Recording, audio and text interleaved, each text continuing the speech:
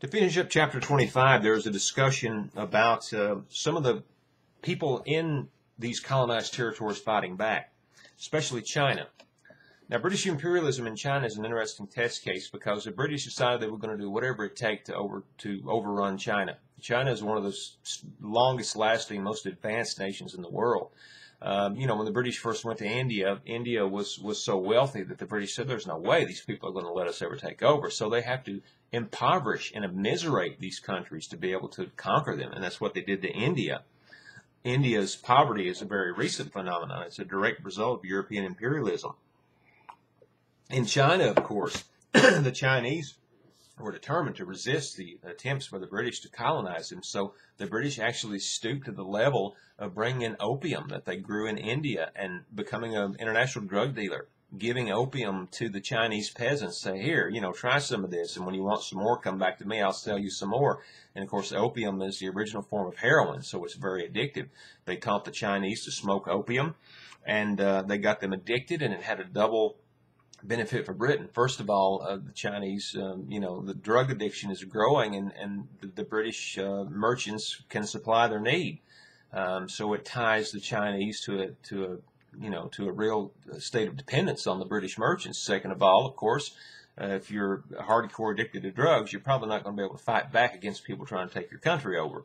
So this was absolutely an attempt to destroy China from within and from without as well. There is some resistance, however. In 1900, a group of Chinese nationalists decided that they are going to fight back and expel England in what's known as the Boxer Rebellion. These people are not really boxers, of course, although they were martial artist enthusiasts. But the rebellion was carried out on Boxing Day, which in England is actually the day after Christmas. Boxing Day is a holiday after Christmas where you take all the stuff that you got for Christmas and don't like or don't want, and you box it up and give it to your servants in exchange for them having to work and serve you all day on Christmas Day. So on Boxing Day of 1900, the Chinese fought back against British imperialism.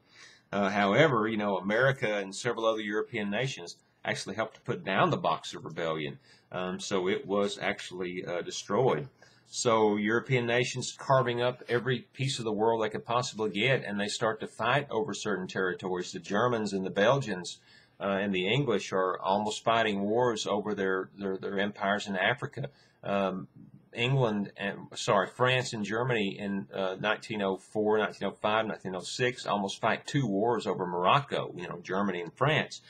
So imperialism actually is this whole worldwide movement, an attempt to bring Christianity and capitalism and drugs and whatever into places like China to conquer them and to rule them and to run over them. But there is, of course, resistance. This means that you have to fight wars with people there who want to resist your attempt to take over their country. Not only that, you have to fight wars against the other European powers who are racing over there and trying to take territory away from you as well. So this leads us absolutely to chapter 26 into the First World War, because the First World War is over two specific sort of sets of ideas, or two causes of the First World War. Most of you probably may know or might have heard that the First World War is caused when the Archduke of Austria-Hungary, Franz Ferdinand, was murdered by Serbia. Of course, it's a pretty cool name, a pretty cool band named after Franz Ferdinand, but this is not what really caused the First World War. This is what touched it all. What really caused the First World War were two issues: nationalism and imperialism. Those were the two things, more than anything else, that caused the First World War. It is a very complicated and complex situation, and it's going to take me some time to explain it, and I'll actually leave that for the next lecture. But first of all, I want you to think in terms of how that the British empires, the European empires, primarily France, Germany, and England, and to some degree Russia, are dividing up the world between themselves, taking these colonies to extract mineral resources and raw materials and wealth, to utilize native labor, and also to have a guaranteed market for the manufactured goods. This is an economic arrangement more than anything else, but it's also a military arrangement. because you have to build up these armies to conquer these people. You have to build up stationed military personnel there to keep the native uprisings in check and to, destroy whoever tries to resist you. You also have a large bureaucratic staff to administer, like the British Foreign Service, for example. Their motto was never apologize, never explain. If you're in England, of course, this is a very good opportunity for you because you can be posted to India or to Africa or, somewhere like that. You can be an administrator for the British Empire in that colony. You can also, of course, undertake your own economic activity on the side. You can buy land for very cheap. You can have a large home, large estate. Everything's cheap there. You can afford servants. You can have a much better life for yourself as a commoner than you could possibly have back in England. So for you, for English people, this is and all the European imperial peoples, getting in the Foreign Service is a very good assignment. You can, of course, set up a coffee plantation or a rubber plantation. You can keep it for your own. You can make money on the side. You can have a pension when you retire, and you can even stay there where you're posted and continue to make money or go back and forth or whatever. So many people in Europe actually take advantage of this and do quite well for themselves. It presents opportunities that they would not otherwise have. The problem is, of course, you are exploiting and killing people, invading their homeland, staying there, and so you have to face these sort of guerrilla movements, resistance movements, insurgents movements. You have to face up to their nationalism, which is primarily motivated to get you out of their homeland.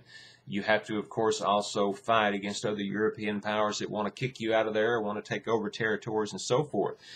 So Europe is trying to maintain the system of imperialism, to tame imperialism, to tame nationalism, to make it something statist and status quo. It's not working out too well because, of course, colonized peoples also have their own nationalism. We Vietnamese, we people here in the Congo, we Africans, because of European imperialism, Africans start to think of themselves as African for the first time.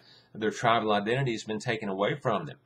They are split up. Their tribes are destroyed or split up or whatever, and these British occupying powers create these countries like Rhodesia and the Congo and South Africa and so forth. These are results of imperialism. So now you're supposed to think of yourself as a Rhodesian, or a Congolese or something. You've lost your tribal identity. So now you start to fight back and you start to create a nationalist movement. You think of yourselves as African and you're going to kick these Europeans out or whatever. So you have to worry about that if you're a European posted in a colonial possession.